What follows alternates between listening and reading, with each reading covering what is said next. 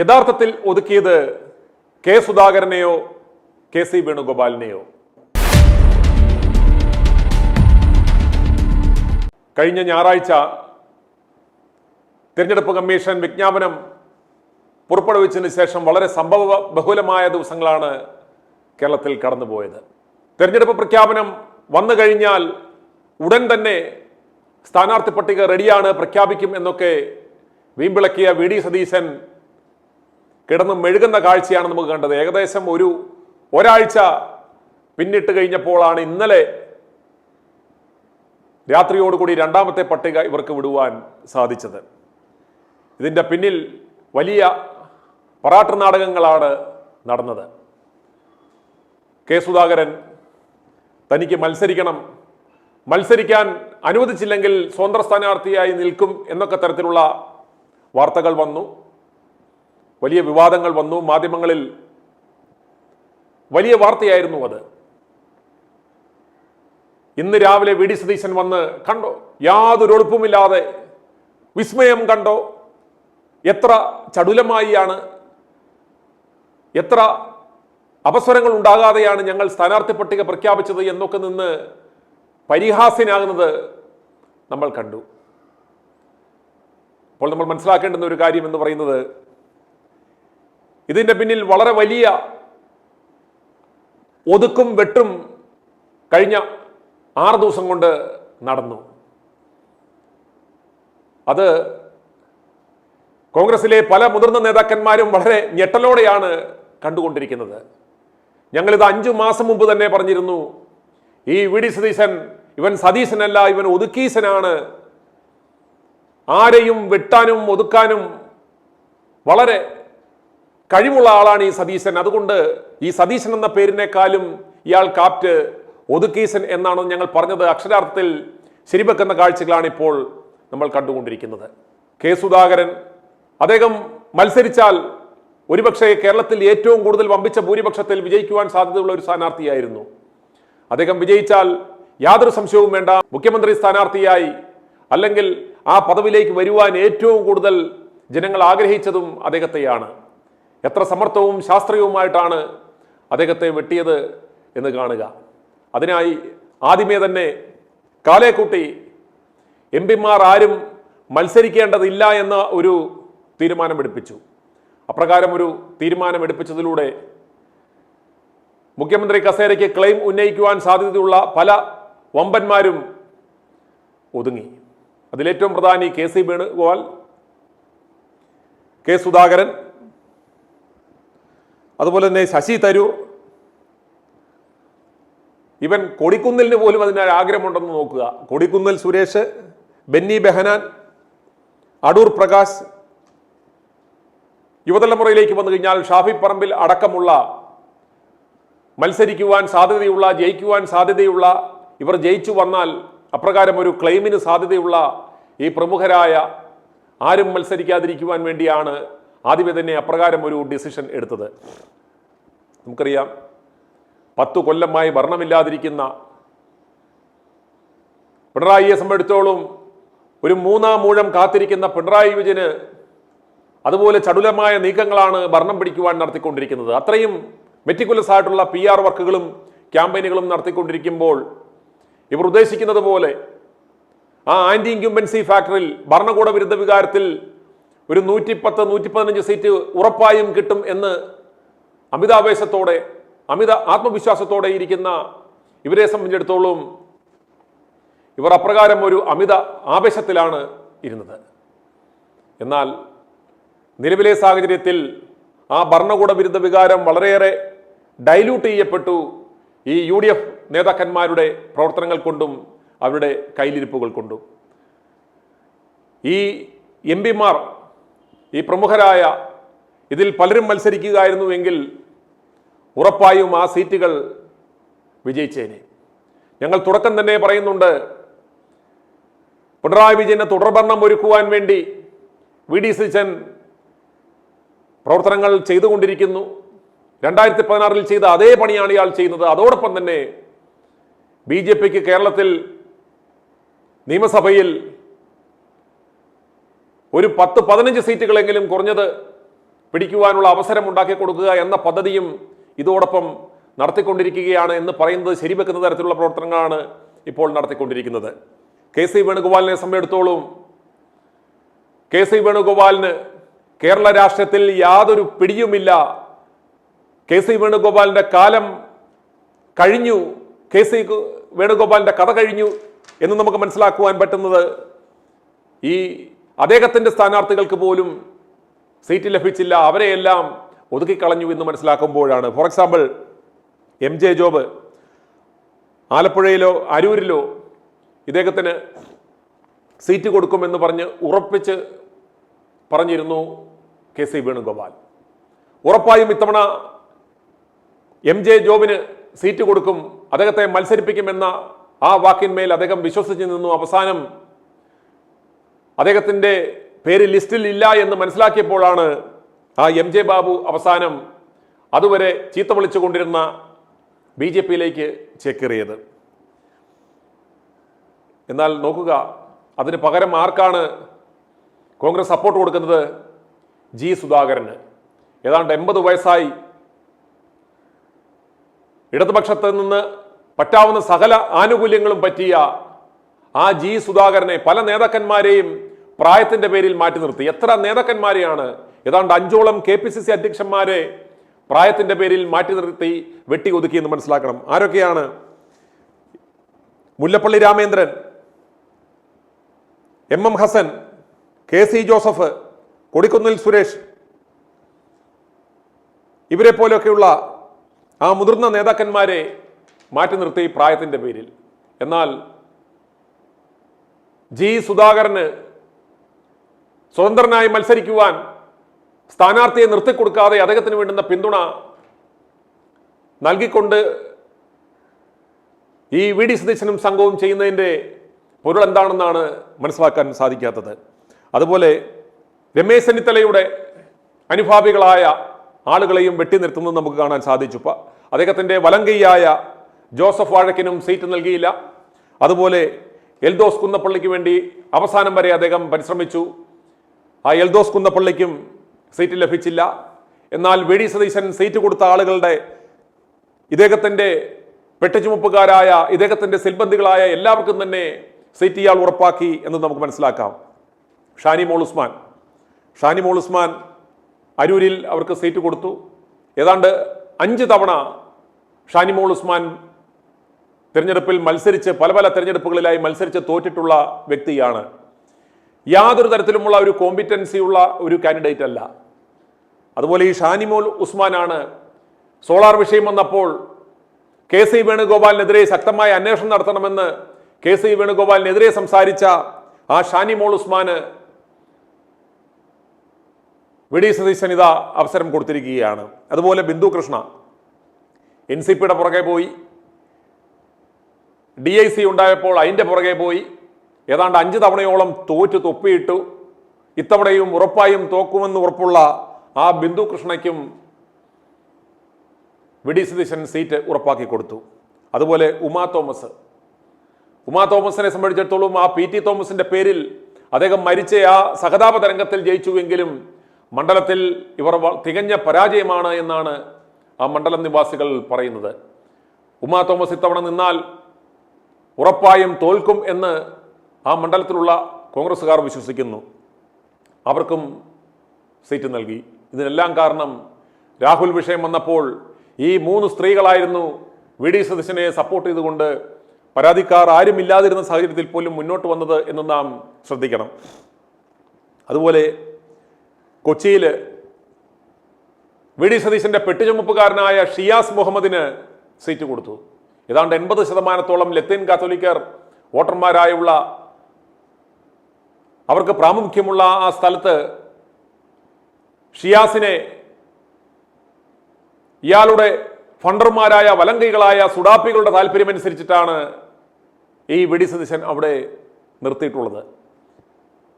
അവിടെ ഇയാളുടെ ഇടം വലവും നിന്ന ദീപ്തി മേരി വർഗീസിന് കൊടുക്കണോ അതോ ഷിയാസിന് വേണോ എന്ന തുലനം വന്നപ്പോൾ ഷിയാസിലേക്ക് ആ അവസാന നിമിഷം ആ ഡിസിഷൻ വരുവാൻ കാരണം ഷിയാസിന് കൊടുത്തില്ലെങ്കിൽ ഇയാളുടെ സകല തരികടകളും ഷിയാസ് പുറത്തുവിടും എന്നതുകൊണ്ടാണ്.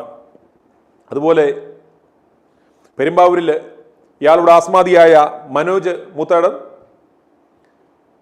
ആ മനോജിന് പെരുമ്പാവൂരിൽ സീറ്റ് കൊടുത്തു. PK ശശിക്ക് ഒറ്റപ്പാലത്ത് മത്സരിക്കുവാനുള്ള സകല ആശീർവാദവും സ്ഥാനാർത്ഥിയെ നിർത്താതെ അദ്ദേഹത്തിന് വേണ്ടുന്ന പിന്തുണ കൊടുക്കുന്നു. അമ്പലപ്പുഴയിൽ G സുധാകരന് പിന്തുണ കൊടുക്കുന്നു.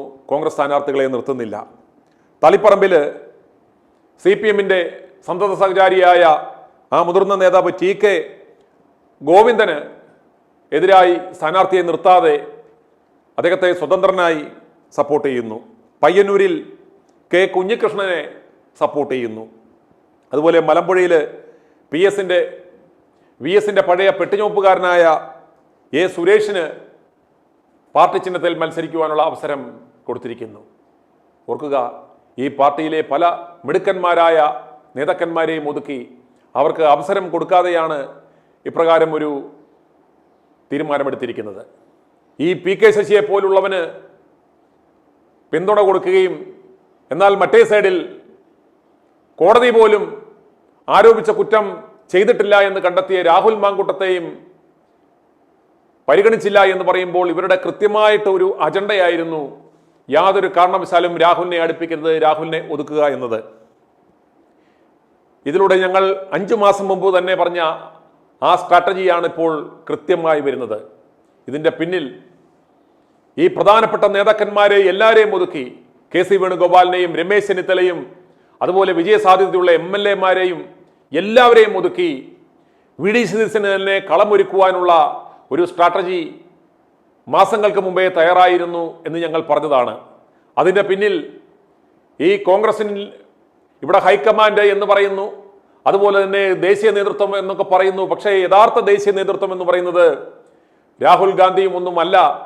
ഒരു കൃത്യമായ ഒരു കോക്കസ് ഉണ്ട്. അവർ ഖാർഗെയുടെ മരുമകനായ രാധാകൃഷ്ണ ദൊഡ്ഡാമണി, അതുപോലെ ഹാരിസ്, പ്രിയങ്ക ഗാന്ധിയുടെ ഭർത്താവായ റോബർട്ട് വദ്ര, അതുപോലെ തന്നെ ഈ കോക്കസിലുള്ള ആളാണ് ആന്റണി. ഇവരെല്ലാം അടങ്ങുന്ന ഒരു ഉപജാപക വൃന്ദമാണ് ഈ കാര്യങ്ങളെല്ലാം നിയന്ത്രിക്കുന്നത് എന്ന് ഞങ്ങൾ മാസങ്ങൾക്ക് മുമ്പേ പറഞ്ഞിതാ യാഥാർത്ഥ്യമായിരിക്കുകയാണ്. ഇവരുടെ നിർദ്ദേശപ്രകാരമാണ്, ഇവരുടെ പ്ലാനും പദ്ധതികളും അനുസരിച്ചിട്ടാണ് ഇന്ന് കാര്യങ്ങൾ പോകുന്നത് എന്ന് വളരെ വ്യക്തം. ഇന്ന് KC വേണുഗോപാൽ ഈ പ്രസ്ഥാനത്തിൽ ഒന്നുമല്ലാതായി മാറിയിരിക്കുകയാണ്. KC വേണുഗോപാൽ പൊട്ടിക്കരയുന്നില്ലെന്ന് മാത്രമേ ഉള്ളൂ. കാരണം അയാളുടെ കയ്യിലുള്ള സകല പിടിയും പോയി കഴിഞ്ഞു. ഈ തെരഞ്ഞെടുപ്പ് ഫലപ്രഖ്യാപനം വന്ന തൊട്ടടുത്ത ദിവസം തന്നെ AICC-യുടെ സംഘടനാ ചുമതലയുള്ള സെക്രട്ടറി എന്ന പദവി ഇദ്ദേഹത്തിന്റെ തെറിപ്പിക്കും, എഴുതി വെച്ചോളൂ. പകരം സച്ചിൻ പൈലറ്റ് വരും. AICC-യുടെ സംഘടനാ ചുമതലയുള്ള ജനറൽ സെക്രട്ടറി പദവിയിലേക്ക് സച്ചിൻ പൈലറ്റ് വരും. VD സതീശന്റെ തേൻകണി യാത്രയുടെ പല വേദികളിലും നിങ്ങൾ ശ്രദ്ധിച്ചു കാണും, സച്ചിൻ പൈലറ്റ് മുഖ്യാതിഥിയായി വന്നിരുന്നു. അതുപോലെ പല നിർണായക ഘട്ടത്തിലും VD സതീശനെ സപ്പോർട്ട് ചെയ്തത് ഈ ലോബിയാണ്. ഈ ഖാർഗെയും മരുമകനും പ്രിയങ്ക ഗാന്ധിയും അവരുടെ ഭർത്താവും ഒക്കെ അടങ്ങുന്ന ഈ ലോബിയാണിന്ന് കോൺഗ്രസിനെ നിയന്ത്രിക്കുന്നത്. അവരുടെ കയ്യിലെ ചട്ടുകമാണ് ഈ VD സതീശൻ എന്ന യാഥാർത്ഥ്യം മനസ്സിലാക്കണം. അതുകൊണ്ട് കൃത്യമായ അവരുടെ പ്ലാനിങ് അവർ മനസ്സിലാക്കിയിരുന്നു. ഈ 10 കൊല്ലത്തിന് ശേഷം എന്ത് തന്നെ വന്നാലും കോൺഗ്രസിന് ഭരണം തിരികെ ലഭിക്കും. അപ്രകാരം വന്നാൽ ഇവർക്ക് വലിയ ബിസിനസ് ലക്ഷ്യങ്ങളുണ്ട്. അപ്രകാരം വരണമെങ്കിൽ, പൂർണ്ണ നിയന്ത്രണം അവരുടെ കയ്യിൽ വരണമെങ്കിൽ ഇപ്രകാരം ചെയ്തേ പറ്റൂ എന്ന് പറഞ്ഞാണ് ഈ പറഞ്ഞ എല്ലാവരെയും ഇപ്പോൾ വെട്ടിനിരത്തി ഒതുക്കിയിരിക്കുന്നത്. ഒരു കഴിവുള്ള KPCC അധ്യക്ഷൻ ഇവിടെ ഇല്ലാത്തത് കൊണ്ടാണ് ഇപ്രകാരമുള്ള സകല പോരാട്ട നാടകങ്ങളും നമ്മൾ കണ്ടത്. ഇതുപോലെ ഒരു ഏകപക്ഷീയമായി തീരുമാനമെടുക്കുന്ന ഒരു സ്വാർത്ഥനായ ഒരു ഒതുക്കീസന്റെ പ്രവർത്തനങ്ങൾ കൊണ്ടാണ് ഇത്രയും കൺഫ്യൂഷനുകളും വിവാദങ്ങളും ഈ തെരഞ്ഞെടുപ്പ് സമയത്ത് ഇവിടെ ഉണ്ടായത്. ഈ 2ാം പട്ടിക പുറത്തുവിട്ട ആ സമയത്തോടൊപ്പം തന്നെ ഏവരും പ്രതീക്ഷിച്ചതാണ് KPCC അധ്യക്ഷ സ്ഥാനത്തേക്ക് ഒരു പുതിയ ആൾ വരുമെന്ന്. ബെന്നി ബെഹനാന്റെ പേര് പറയുന്നത് കേട്ടു. പക്ഷേ VD സതീശനും സംഘവും അതും സമർത്ഥമായി വെട്ടി. ഇനി ഉടൻ തന്നെ വരാൻ പോകുന്നത് ഈ VD സതീശന്റെയും സംഘത്തിന്റെയും ഈ സണ്ണി ജോസഫിനെ പോലെ വെറും കളിപ്പാവയായി നിൽക്കാൻ സാധ്യതയുള്ള, അല്ലെങ്കിൽ ഈ സതീശൻ പറയുന്നതിനനുസരിച്ച് തുള്ളുന്ന ഏതെങ്കിലും ഒരാളായിരിക്കും KPCC അധ്യക്ഷ സ്ഥാനത്തേക്ക് വരാൻ പോകുന്നത്. അതിനുള്ള ഏറ്റവും കൂടുതൽ സാധ്യത എന്ന് പറയുന്നത് ഇവർ കഴിഞ്ഞ തവണ പരിശ്രമിച്ച ആന്റോ ആന്റണിയാണ്. ആന്റോയെ KPCC അധ്യക്ഷനാക്കുവാൻ കഴിഞ്ഞ തവണ ശ്രമിച്ചെങ്കിലും ഇയാളുടെ സാമ്പത്തിക തട്ടിപ്പുകളും മറ്റ് കരികടകളുമൊക്കെ പുറത്തു വന്നതോടുകൂടിയാണെന്നത് നടക്കാതെ പോയത്. എന്നാൽ ഈ അവസരത്തിൽ, ഈ ഗ്യാപ്പിൽ ആന്റോ ആന്റണിയെ KPCC അധ്യക്ഷനായി അവരോധിക്കുവാനുള്ള ശ്രമം അണിയറയിൽ നടക്കുന്നുണ്ട്. അതും സാധിച്ചില്ലെങ്കിൽ ഇപ്പോൾ ലക്ഷണങ്ങൾ കാണുമ്പോൾ നമുക്ക് മനസ്സിലാക്കാം, മഞ്ചേരിയിൽ പെണ്ണുകേസിൽ പിടിക്കപ്പെട്ട ആ ഉണ്ണിത്താനാണ് ഇന്ന് ഈ KPCCയുടെ ഔദ്യോഗിക വക്താവായി VD സതീശന്റെ നാക്കായി ഇന്ന് വർത്തിച്ചുകൊണ്ടിരിക്കുന്നത്. ഈ ലക്ഷണം കാണുമ്പോൾ നമുക്ക് തോന്നുന്നത് അയാളെ KPCC അധ്യക്ഷനായി വീണ്ടും കൊണ്ട് ഇരുത്തി കൂടെ നിർത്തുവാനുള്ള ശ്രമവും ഉണ്ടാവും. ഇതല്ലെങ്കിൽ എഴുതി വെച്ചോളൂ, ഇത്തരത്തിലുള്ള KPCCയെയും കൈപ്പിടിയിൽ ഒതുക്കുവാനുള്ള ശ്രമങ്ങളാണ് ഈ VD സതീശൻ നടത്തിക്കൊണ്ടിരിക്കുന്ന യാഥാർത്ഥ്യം നമ്മൾ മനസ്സിലാക്കണം.